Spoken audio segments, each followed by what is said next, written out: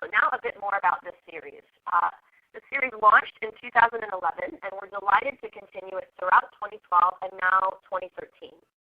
Starting next month, our community capital webinars will move to the first Tuesday of every month, but will stay at the same time of day, 10 a.m. Pacific. The series is co-hosted by RSF Social Finance, with advising from a wonderful group of community capital pioneers listed on our series website, and with underwriting support from RSF, Portfolio 21 Investments, Main Street Resources, and the Solidago Foundation. Our community capital webinars, like all of our webinars, are focused on tools you can take home and try out right away. So each month we feature a case study with an innovator, someone who's developed and piloted a working model for connecting local people's investments in businesses and farms to local needs using local resources. The innovators present their model, and we allow time for dialogue and questions. And we suggest you treat these calls as an opportunity to bring together a group of business owners, social entrepreneurs, lenders, philanthropists, investors, anyone in your community who's interested in the topic. After listening to the webinar, you might spend an hour discussing with the group the relevancy to your community. We encourage roundtable viewings like this so you don't have to pay extra per attendee on the same webinar line.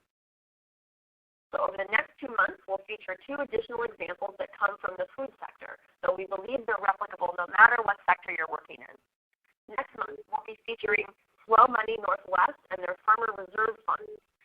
That Slow Money chapter has teamed up with an incubator farm, a credit union, and local slow money investors to provide credit to beginning entrepreneurs, in this case farmers. As loans and lines of credit are repaid, borrowers build assets, a credit history, banking relationships, and ultimately can transition into more traditional lending programs, while at the same time the local food sector is built up. So we're excited to feature that. And in March we'll be featuring Credibles, or edible credits, which is a model for prepaying for goods and services to support your favorite local businesses. Think CSA, or Community Supported Agriculture, meets crowdfunding. So for full details about our series, you can go to our website, balocalist.org, and remember that if you purchase any 3 BALLE webinars across any series, at one time you get a 20% discount. So I'd like to move us into our call for today, which of course is going to explore several models for entrepreneur showcases that have been piloted by Slow Money Northern California. Also called a Pitch Fest, these showcases are a new way of driving local investment and business support in an informal, fun setting by bringing together enterprises seeking funding with community members who might provide investments. We'll hear from 2 of Slow Money Northern California's committee members, and I'm going to let Marco and Jill describe their work in more detail. But briefly, after a 20-year career in finance, Marco left the corporate world in April 2009 and has since been instrumental in the formation and development of the Slow Money Northern California chapter, where he leads the investor working group. He also serves on the Slow Money National Steering Committee and represents Northern California and the National Slow Money Chapter Council. In the second half of 2012, he led the design and launch of the Soil Trust, which we'll hear a little bit about today, a slow money philanthropic revolving fund investing in small food and farming enterprises around the country. Jill is a self-proclaimed recovering food entrepreneur.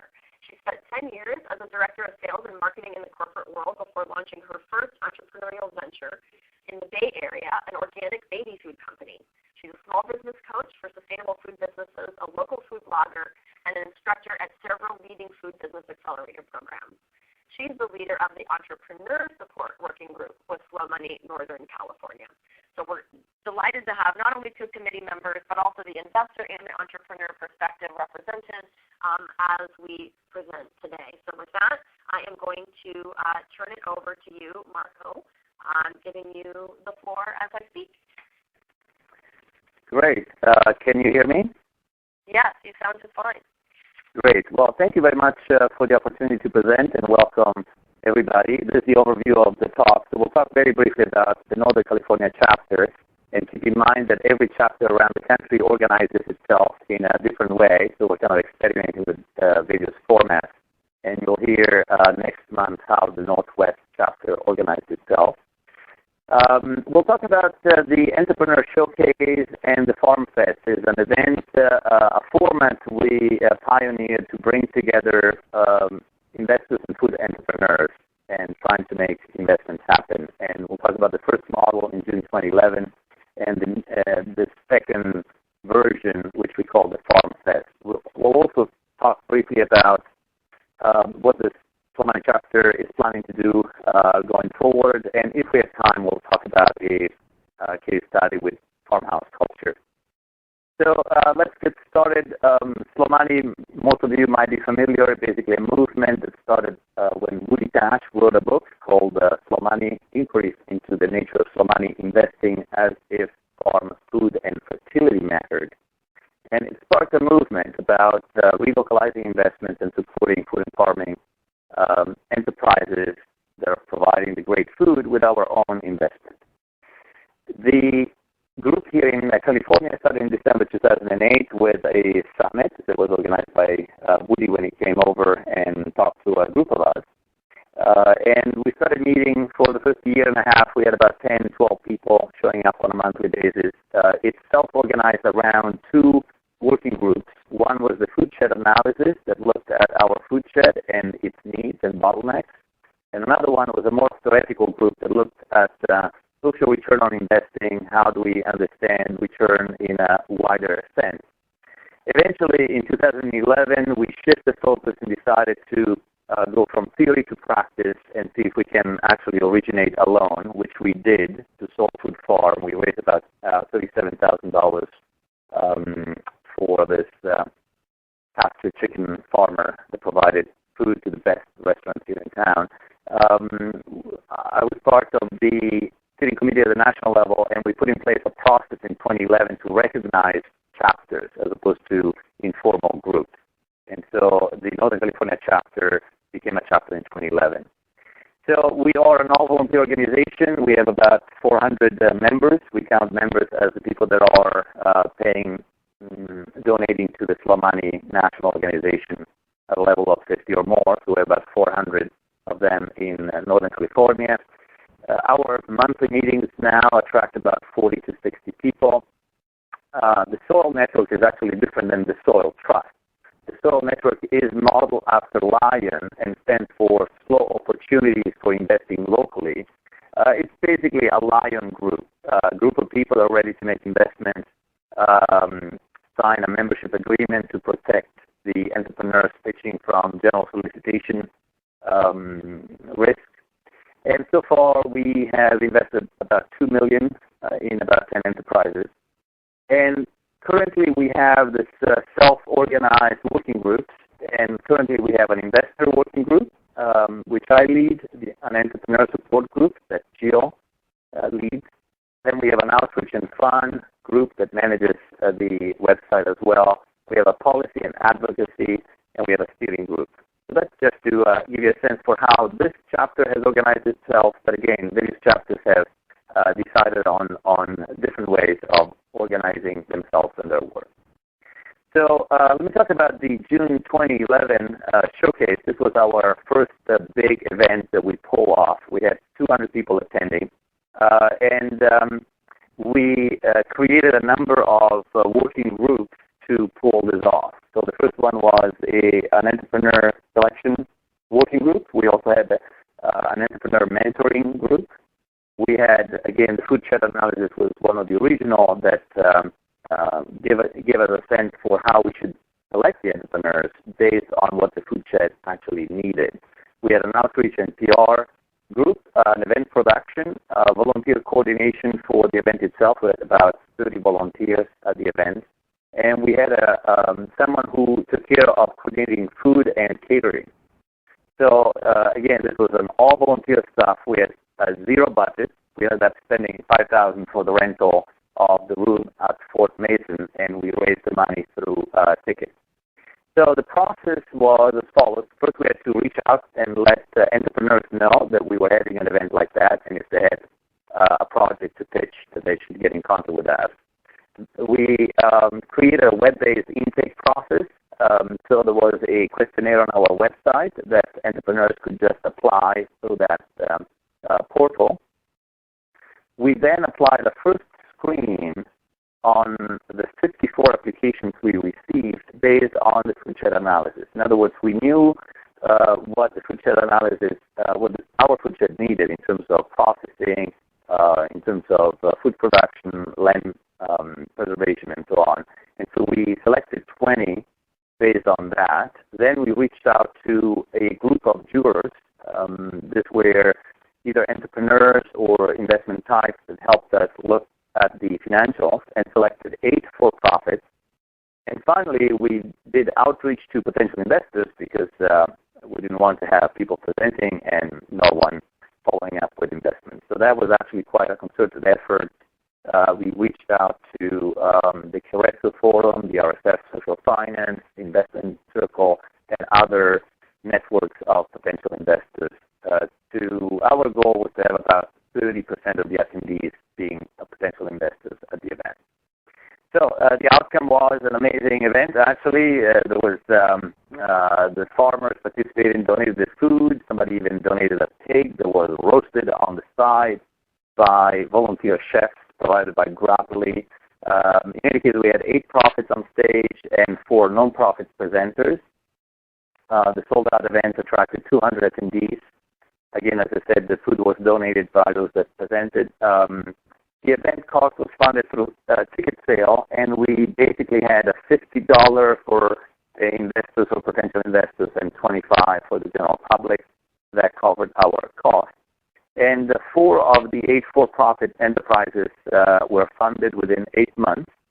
And again, that was a slow learning process. We are not necessarily all angel investors and venture capitalists, so regular folks had to learn how to look at business plans and understand the business model, do due diligence, and assess the strength of the management team, and then write a check. So that took quite some time. Now, of the other 8, actually 3 were not quite ready to take money yet. So we thought the outcome was actually quite good in terms of the number of enterprises funded through that process. Now, one thing we recognize is that we were asking the farmers to come to town, and we also structured this event modeled after the venture capitalist entrepreneur showcases that we were familiar from the South Bay, Silicon Valley. One of the things that we became more aware of is that there are actually a number of securities laws, both at the federal level and at the state level, that makes it very hard for entrepreneurs to pitch their project and ask for money. And so we shifted to a different model, which is the Farm Fest we organized at Firma Farm, and Tara Smith there in the picture is the owner of this beautiful place in Petaluma. And what we did is we shifted the focus from investing primarily to networking and fun. We also moved, again, from getting the farmers to the city to taking investors to the farm. And, you know, it was actually revealing for a lot of the people in the cities that like good food but never maybe have met a pig with the little piglets around it. I mean, it was quite a thrilling way to do it. And again, we shifted from investment pitch to business showcase, both to build excitement, but also to establish pre-existing material relationships, which are what allows for exemptions from securities laws registration. So if you do something like that, you should probably be aware of securities laws and know that, generally speaking, to offer an investment, an entrepreneur would have to go through a registration process that is very expensive, but it can be bypassed if the entrepreneur is talking to family and friends. And so if you establish a prior material personal relationship with the investor and the entrepreneur, then you can initiate an investment conversation without having to register. Again, you should probably check with a lawyer, a securities lawyer about this. And also we went from catering, donated catering, to participatory potluck, and to get the quality good we instituted a prize for the best dish. So we also lowered the ticket price because the venue was provided for free by Tara from a farm, And so we had a $20 for investors and $10 for students and low-income attendees. So I'll pass it on to Jill at this point. Thanks, Marco. I'm so glad to be here, guys. You know, one of the first questions that people ask me, particularly around entrepreneurs, is they're trying to understand what slow money is. And what I found is that everyone has a little bit of a different definition for what it is, but I like to kind of explain it as it's a way to connect everyday investors, you, me, not necessarily the accredited investors, but everyday investors with food and farming entrepreneurs. But it's done in a very meaningful and personal way. So when Marco was talking about the format of the first showcase, you know, that was kind of a classic, you know, at the Fort Mason Center, PowerPoint presentations, 200 people packed in the city, you know, in a room. That was a little bit more formal, and we definitely started to see the need to make this a more fun and personal type of experience for people.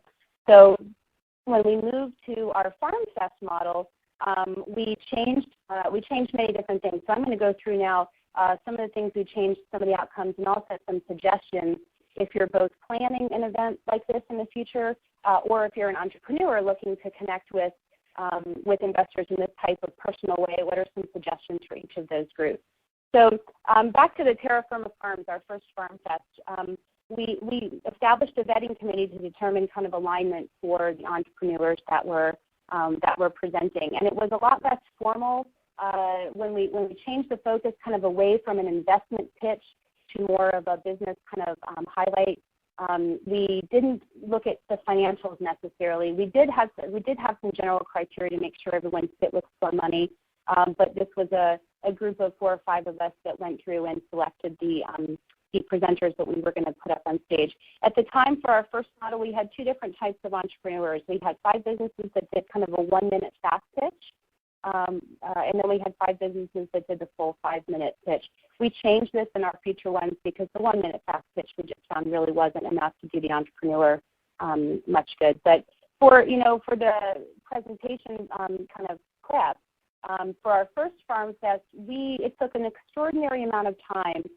We met individually with each entrepreneur, similar to how Marco described it in the showcase, to go through the detailed kind of presentation, and I'll tell you in a little bit how we changed that. But we worked one-on-one with these presenters to prepare them for this. At the actual event, and I don't know if you guys have had a chance to go up to Terra Firma Farms, but it is lovely. It's up in Petaluma, and it's just beautiful farm. So the venue itself is amazing. But we were kind of in an enclosed area, and we had, for the presenters, we wanted to make sure we had some table space for them to display, to sample, to have conversations and network throughout the event. We had a pretty small area to do that, and that provided a few challenges for us, but that was a really still critical part for us. The follow-up after the first Farm Fest was really driven by the entrepreneur, and this is another thing that we changed moving forward. But we put everyone up on stage. There was a lot of excitement, but we really kind of relied on the entrepreneur to move those conversations forward and have those conversations. You know, we were just like everyone doing these. We were learning what worked and what didn't, and the result was that it accomplished for the participants. It was a wonderful win because they had so much fun, and it was 6 hours on a farm with farm tours, and as Marco said, seeing the piglets and the chickens and this amazing community building potluck, and the support that was rallying around these entrepreneurs. But the result from the entrepreneur standpoint is none of them got funded. So we were getting closer, but we had still some things to tweak. So that really came together at our next Farm Fest, which was down in Pie Ranch in Pescadero. And here are some of the pictures. On the bottom right there, you see Jerry, who's the owner of Pie Ranch. You've got a couple of our, on the left here, bottom left is Catherine Lucas from Farmhouse Culture, which if we have time, Marco's going to talk about the case study. There's some of our potluck. It was a really wonderful event. So here are some of the things that were similar. We kept the farm tours. People came early. We partnered with Swanton Berry Farm, did an Olala Berry U-Pick beforehand, which was great. We kept the potluck. Both of these, Pie Ranch and both Farm Fests, were sold-out events. We had 250 people that drove an hour out of the city or more to come down and spend a day on these farms and support these entrepreneurs and network with each other. So We kept the potluck element. We kept the presentations, which I'll talk about in a second, and these were definitely fun, focused, and community building events. The things that we did that were different, we had much better presenter prep work. And Alyssa mentioned at the beginning of the call, one of the things you guys will be getting with your recording is the document that we prepared to help prepare the presenters for their presentations. This was, as Marco mentioned, a lot of the securities laws. There's a lot that is built to prevent the soliciting or perceived sale of securities. So we're always very quick to tell all the entrepreneurs, if you're an entrepreneur on the call and you're looking to do this type of investing, you should definitely seek out the counsel of a lawyer who can advise you from a legal perspective what options you have. But we had some examples of what are things you could say and what are things you couldn't say. So, for example, we could say, okay, it would be a good idea to say, yes, in 6 months I'm looking to build a commercial kitchen if that's your business model. One of the things we recommend not saying is, I need $100,000 to build a commercial kitchen in 6 months. So we generally recommend that entrepreneurs don't mention the actual amount, dollar amount, or any money if they're a for-profit business. This does not apply for nonprofit business looking for any sort of donations. But for for-profit businesses, there's a lot of rules that you kind of need to understand around that. So we did a much better job of preparing the entrepreneurs ahead of time, and especially when we shifted the focus away from getting investment to really gaining exposure for your business. We set the expectations for entrepreneurs much more clearly. The first Farm Fest we did, I think we had a few disappointed entrepreneurs because the expectation was they were going to get some money. We had, at Pie Ranch, we had more space for networking. We had, each presenter had a table. We built in also more time, and the feedback was that people were able to have 5-10-minute wonderful conversations with the folks that were presenting. So we built out a lot more time and space for people to connect. One of the biggest things that we have found to help these entrepreneurs be successful is to designate a champion. And this is where Marco's and the Soil Network, the kind of investment network, in Slow Money works closely with Entrepreneur Network, is because we have a lead investor that is kind of identified ahead of time, and someone within Slow Money that kind of helps facilitate that conversation. So for this Farm Fest, we already had a champion that we'd identified ahead of time. And the two biggest changes that we made too was we captured people's interest. If you were in the audience and you were really interested in one of the presentations, we had 3 different options where you could express your interest. We had a sign-up sheet at their table with your information. We had a card that was popped out during the event. And we also did a follow-up online survey to be able to follow up with entrepreneurs. So the result with these changes is that 6 of our 10 entrepreneurs were funded within 6 months. So, and to boot, it was still a really fun event. Everyone had a great time. So it started to get closer to what we wanted to accomplish.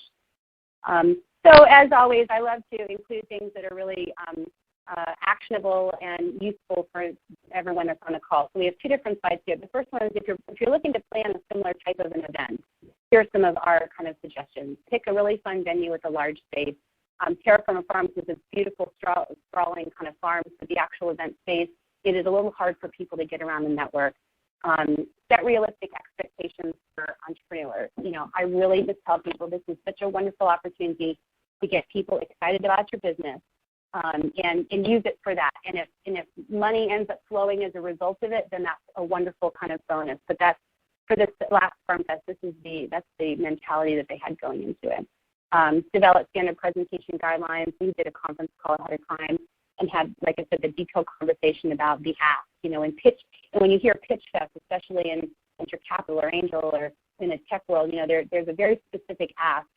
This is a different ask. Some of the asks were for support, for cheerleaders to help spread the word about their business. They needed marketing support. There are all these things that the entrepreneur can ask for from this community in these types of events. As I mentioned, we captured the potential investor interest in many different areas at the event and following. We had, I think, something like 40 people that submitted online after the event that they were interested in follow-up with any number. Most of them had 4 or 5 of the different entrepreneurs they had selected. So the online survey was probably one of the best tools after the fact. We identified a champion or lead investor, as I mentioned, for each venture prior to the event.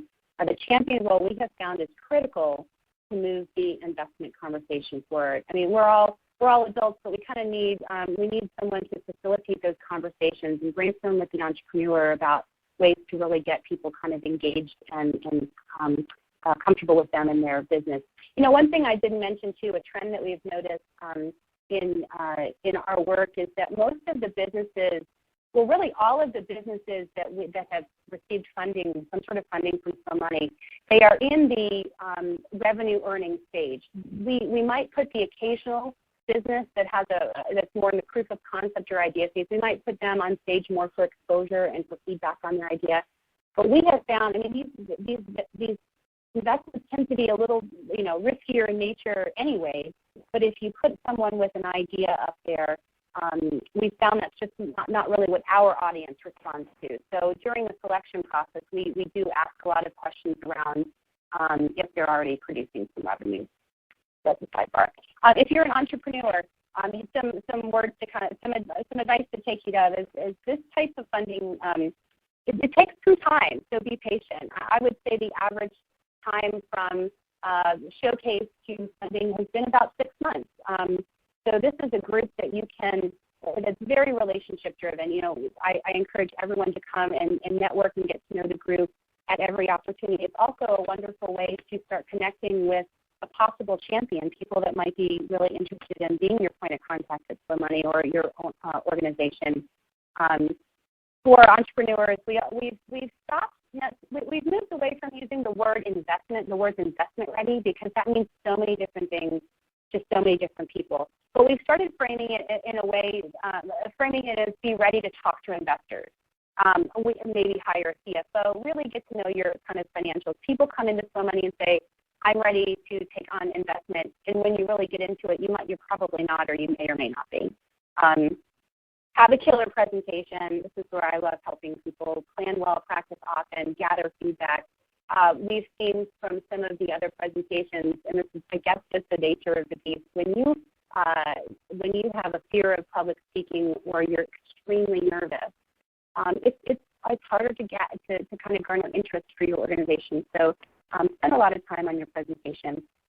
Identify your next steps with the champion before your presentation. It was wonderful for some of our entrepreneurs to be able to get up there and say, okay, if you're interested, we are planning a special, a VIP kind of a farm tour in the next 4 weeks, and here's what it's going to involve. So it kind of gets people interested. And as I mentioned, build relationship and trust. This type of investment is largely, if not entirely, related on building trust within all parties. So follow up often as well. So about 5 more minutes, Jill. Okay, great. Thanks, Melissa.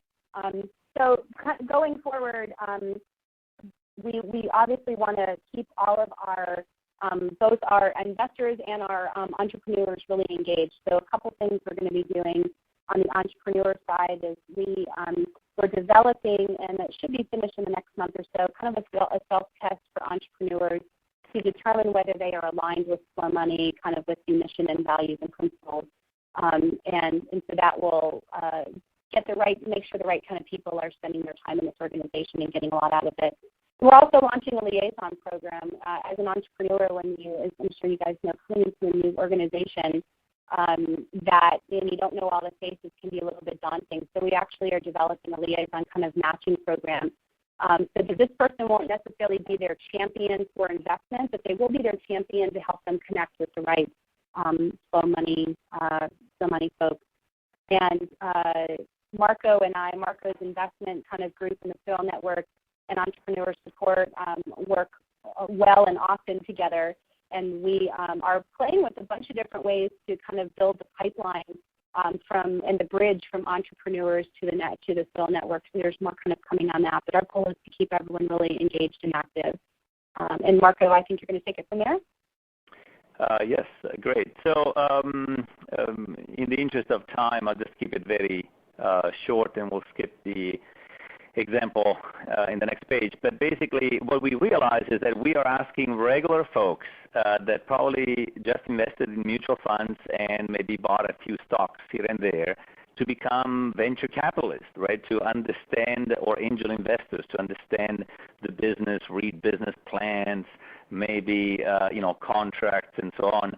And so that is a high hurdle. So the soil network really is the group of investors that are ready to do that. What we're going to do this year is to reintroduce what we call the investor working group, where a more general conversation about money can occur, where some education, whether it's peer-to-peer education or bringing some experts so that we can talk about portfolio analysis, how do we look at risk, return, liquidity, how much we can decide to set aside for those illiquid and somewhat risky investments, maybe a self-directed IRA, and all those other issues that we hope as part of this education effort will have a feeder into the soil network of people that are then ready to look at opportunities and write the $5,000, $10,000 checks or even more.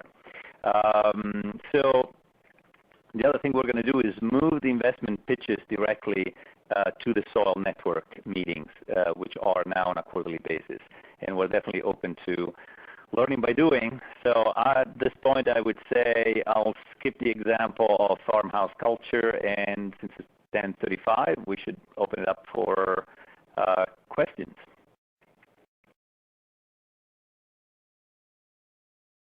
Wonderful. Thank you very much, Marco and Jill. So I do encourage folks to go back when you get the slides after today's webinar and check out that case study. And of course, you're also going to have a slide here. I'll show you a sneak peek where you've got Marco and Jill's email if you've got any questions. But I'm going to leave up these resources here that they've provided while we ask questions. So let's start with the sustainability question that came in. So we've clarified that you're an all-volunteer organization. Certainly that first entrepreneur showcase you put on with the 7 committees and the jury process was very formal, but all of these 3 events take a lot of time. You've mentioned meeting the hard costs, but not meeting the costs for your time. So can you, and maybe we'll start with Marco and then move to Jill, talk a bit about how you think about and address the question of sustainability of your efforts? That is a very key question. In fact, I'm on the steering committee at the national level, and the national organization is funded, but it's only Woody and a couple of other people. All the hundreds of people putting tremendous amount of time and effort around the country are doing it on an all-volunteer basis. And so the big question is, how can we sustain that over time? I don't think we have a solution quite yet. The way we dealt with it in Northern California is by making it really fun and exciting to be part of it, including bringing people into position of leadership and responsibilities. So for the first year and a half, Arno Hess and myself were running the chapter, making all the decisions, and then we opened it up to a steering committee, and that brought people in that were willing to take on positions of responsibilities, still as volunteers. And so this is a challenge that remains. I think some of the chapters are now trying to find financial sponsors locally and start their own 501c3 status and fundraise for their efforts. But at this point, this remains a challenge. Well, and with our first Farm Fest, this is a constant challenge I think that we have. With our first Farm Fest, we did kind of add up all the volunteer hours, and it was somewhere between 300 to 350 total volunteer hours to run the first Farm Fest, which sounds like a lot. But we had 20 to 30, if not more, people that had volunteered to be a part of that. So I would say that by nature of the beast, this work is personal to people, and because it kind of evokes some emotion and it hits on a personal note, they're willing generally to give their time. At the same time, I've seen people kind of burn out on it. So I always, with the folks that I work with on my kind of committees, I always say, build this into your life. So it's really up to each person. But these are not events that 1 or 2 people by themselves can pull off. You really do need a team of people that are willing to put in some time. And Alison, I would like to answer Team Weinhold's question about allowing investors to buying into a group of ventures and creating a fund. Since this question comes up a lot, I wrote an article called A Few Thoughts on Slow Money Investing, and that's part of the explanation. But briefly, once you are in a situation where you're pooling money, then the regulatory and legal complexity increases a lot. The simplest way to do that is by doing an investment club like Maine and Texas have done. So two of our chapters organize themselves in an investment club where they start an LLC and everybody puts in $5,000, and you can avoid securities registration requirements and things that basically have to do with managing other people's money by having everybody involved in every investment decision. So if everybody puts in this money is treated in the same way and all participate in the decision making, you can pull the capital. Otherwise, if somebody is making a decision from somebody else, then they need to register as financial advisors. If management fees are involved, it gets very complicated. So in any case, I would say start from the article that is in the resource page, and if you have more questions, you can definitely shoot me an email. Great, thank you. So the questions continue to come in. I have a couple in queue, but I see, Jill, that you might want to go ahead and move to Anne. We've got a couple of folks, Matthew and Anne, who are connected to a showcase with our network in New Hampshire, Seacoast Local, the Maine-New Hampshire border. And there's a question here about how specific, as the entrepreneurs are doing their pitches, how specific should they get in financial forecasting, in revenue forecasting? What insights do you have about that? That's a great question, Anne. Thanks for asking it. You know, with the showcase with the PowerPoint presentations, our very first showcase, I think there was a lot of financial projections and a lot of emphasis placed on that. One of the things your question reminds me is that for our last Farm Fest at Pie Ranch, we actually did not have PowerPoint or any AV. We had an old-fashioned easel where people could have some sort of a poster that they kind of put up there, and that was intentional. And the reason that we shifted to that is we started looking at these showcases as an initial way to get people excited about these ventures and these businesses. We were not looking necessarily for financials because at that early kind of stage, the audience and the people that are involved in this showcase, we didn't want them to have to choose whether this was a viable venture or not at that point. It's are you interested in the venture and do you want to kind of learn more? So although we certainly, there's no harm in putting any of those financials in a presentation for entrepreneurs, what we found is that it's really focused around informing people about what the business is, what they accomplish, what's important to them, and getting them excited first. And then for me, once you have, let's say you have a group of 20 people that after your showcase presentation are really interested, then you plan some sort of event. Then you start kind of getting into the more financial projections. That's a trend. Actually, there is maybe we should mention the fact that you should not have financial projection numbers in a presentation to a general public. That is called that risks being in a general solicitation setting. In other words, you cannot pitch the specifics of your business, whether it's financial projection or the numbers, the balance sheet or the income statement or any details to people that either are not accredited or that they have the financial sophistication to make investment decisions about your business. So I would say definitely be careful about and be mindful of the securities laws. And I would say if you're presenting to a general public and you know that there might be some non-accredited investors, then you should not put any financial projections in your presentations. That's quite important, actually. And your presentation packet that Alyssa's going to send you will have more information on that, so that attachment will be really helpful for you. Great, and of course we've talked about a lot of the legal things here securities laws and other webinars. But I imagine for many of the folks who will do these entrepreneur showcases, there will absolutely be unaccredited investors in the audience, along with accredited investors. Folks that have different amounts of money to contribute. So when you talk about, for example, 6 of your entrepreneurs funded 6 months out, or after the first showcase, 8 funded in 8 months, what levels of investment are we talking about? Are these mostly accredited investors? Are there ways that unaccredited investors can contribute together and pool smaller amounts? Give us a sense of the amounts we're talking about here and what that means for the recipient businesses. Sure. Yeah, maybe we can talk about the example we skipped, which is Farmhouse culture. We raised about $100,000, and that was an interesting structure. It was a royalty structure with a low-interest loan as a floor.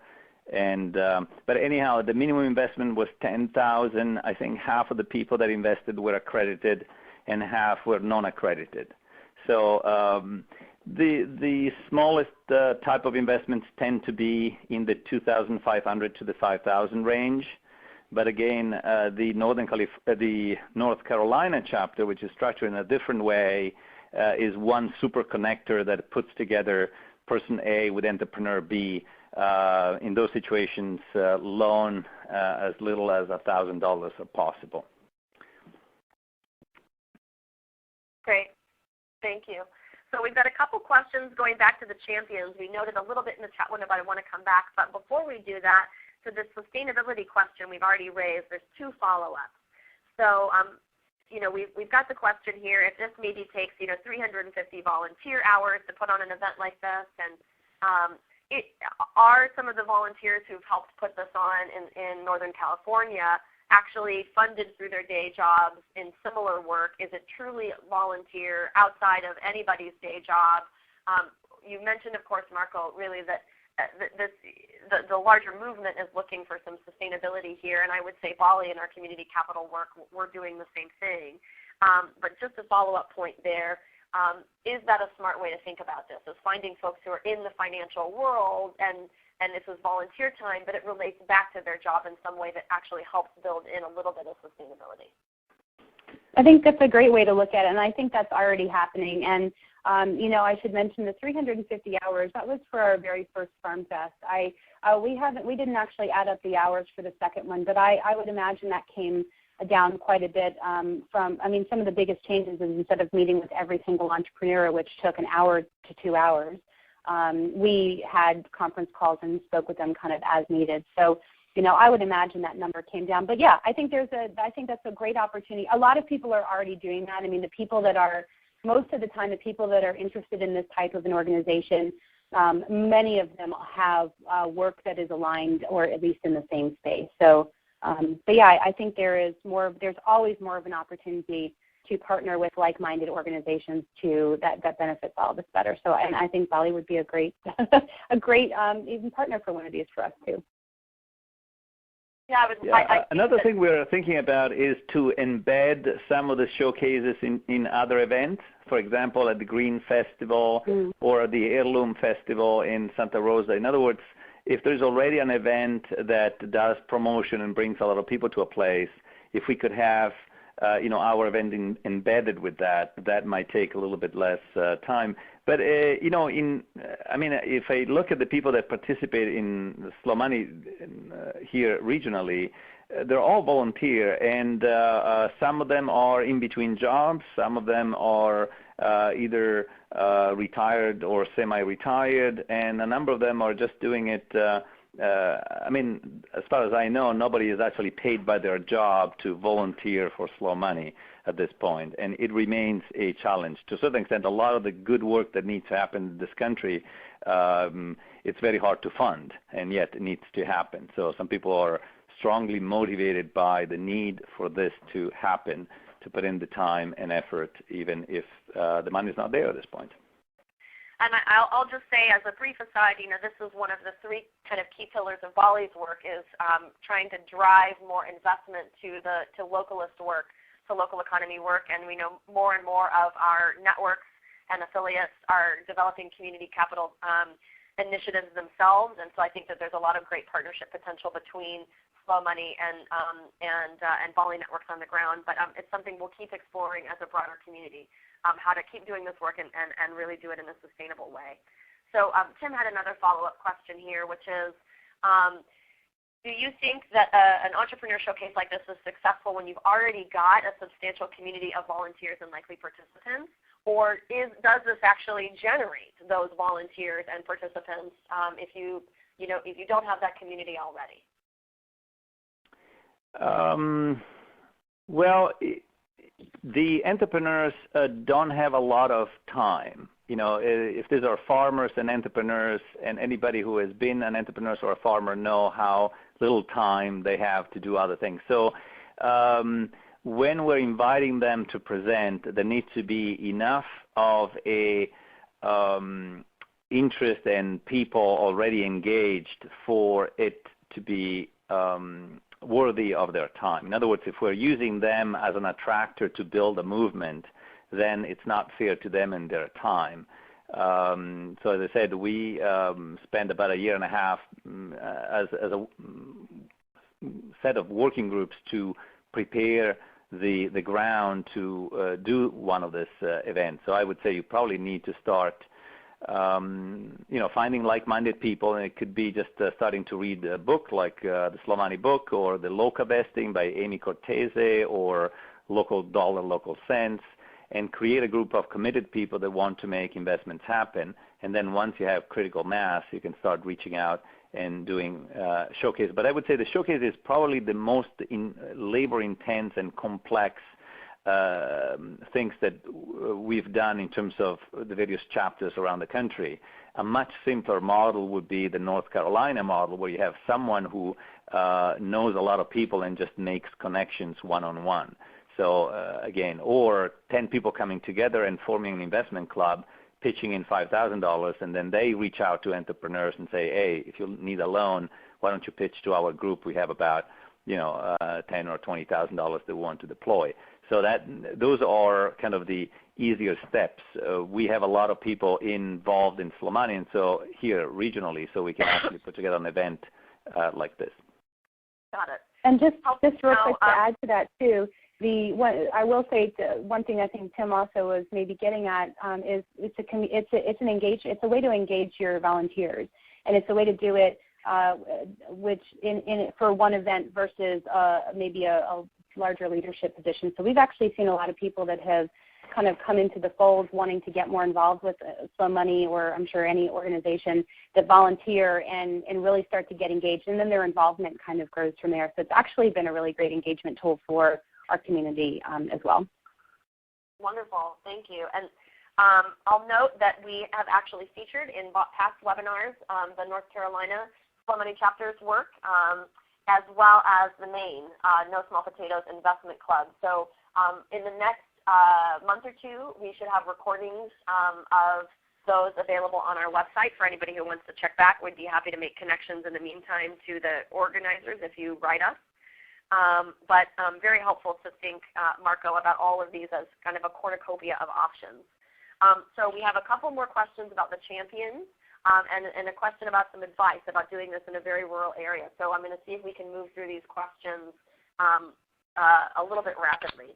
So on the champion here, and Marco, you addressed this a bit in the chat window, but so you've got, it's someone that's an investor already, or would be willing to be an investor. There's somebody that's willing to coordinate other potential investors, and you're trying to find a champion for each entrepreneur. Is that right? Can you talk a little bit more about how it works and the role of that champion? Yeah, so after the first two events, we realized that if we didn't have a potential investor that picked up the ball and called everybody that was interested and kept the ball moving, basically, investments would not happen. And so for the third event at Pie Ranch, we basically said one of the criteria for you as an entrepreneur to be able to present is to have already an investor that is willing to do the work of organizing all those that are interested after the talk. And so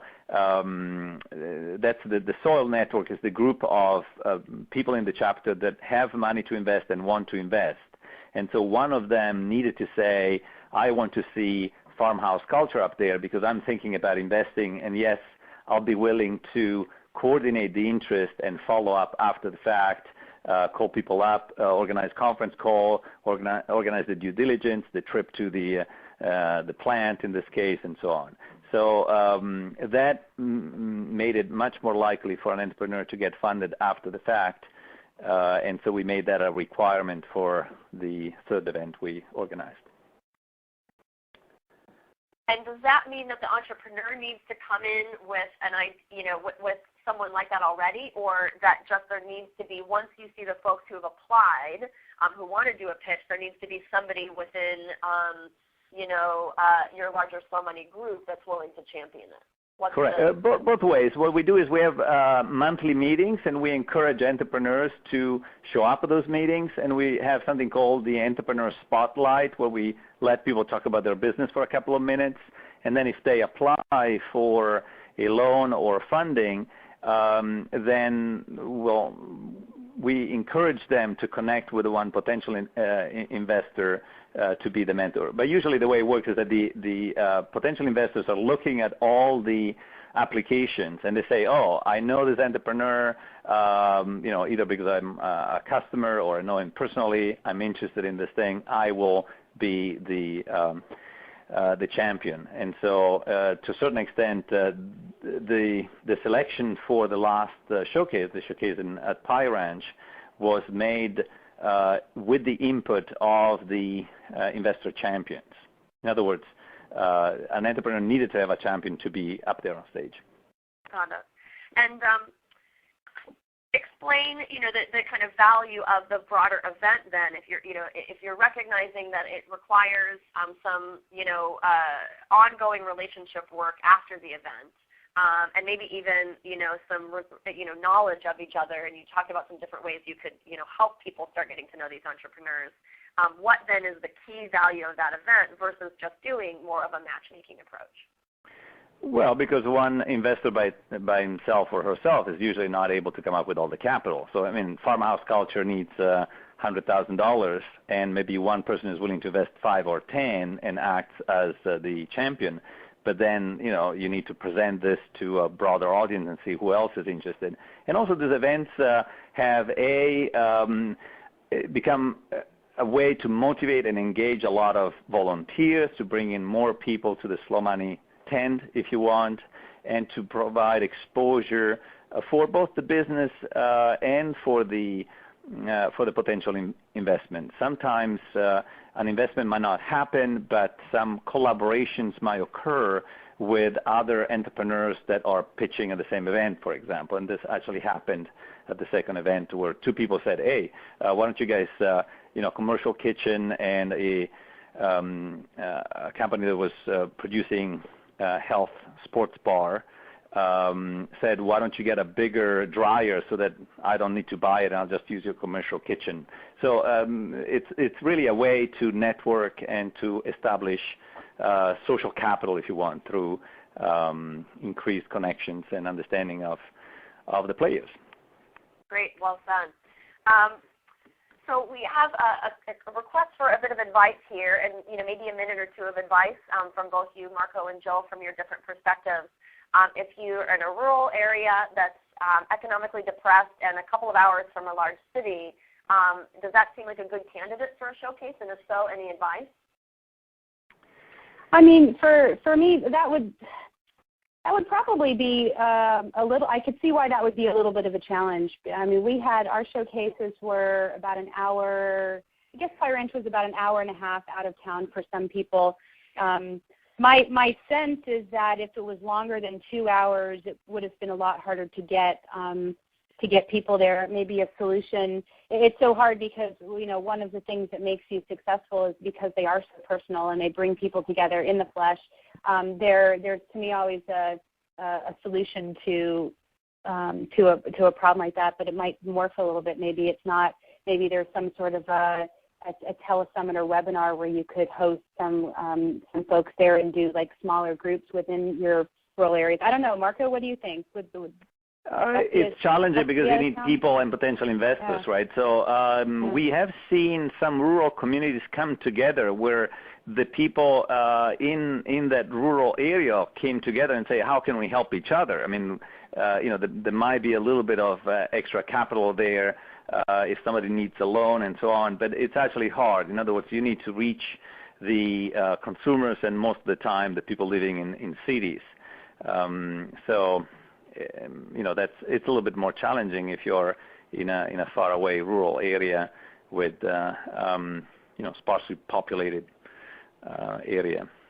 Well, and maybe it doesn't need to be a full, formal, big event like a showcase. I mean, we're trying out a couple different things at our chapter about we're picking 3 entrepreneurs that are going to be the entrepreneur spotlights for our February meeting, and we're going to have kind of a modified vetting process for that. So again, like a 5-minute pitch just to get people excited about the business. But then we're going to transition them to a more investment-related pitch specifically for the Soil Network. So maybe an answer to your question, Eileen, it could be 2 or 3 entrepreneurs that present in front of a group of 10 or 20 people instead of a broader audience. Maybe that's an intermediate solution. Okay, great. Eileen popped up and said, "Is there still hope?" And it sounds like we're saying yes. That there's some particulars in that kind of rural, very rural area, some particular challenges. But also, Eileen, I would encourage you that there's any number of other models, for galvanizing investment that we explore each month, and there may be other fits there too. So I think it's time for us to wrap up. So I want to remind folks that, again, you'll get a copy of the slides and the webinar recording and this additional packet to help your entrepreneurs prepare for a showcase within a day or 2 after the webinar. So watch for that from Allie Walker. If folks want to keep the conversation going, Volley's affinity groups connect peers based around topics of shared interest, and we have a community capital affinity group. And those groups are moving and working for a couple different levels of Volley members. So if you're interested, you can find out more information on our website. I just really want to thank both Jill and Marco for sharing their time and expertise today, and also being so wonderfully coordinated in sharing this presentation. So thank you both, and thanks to all of our participants, too, for your wonderful questions. Thanks, guys, for joining us. We really enjoyed it. Yes, thank you for the opportunity.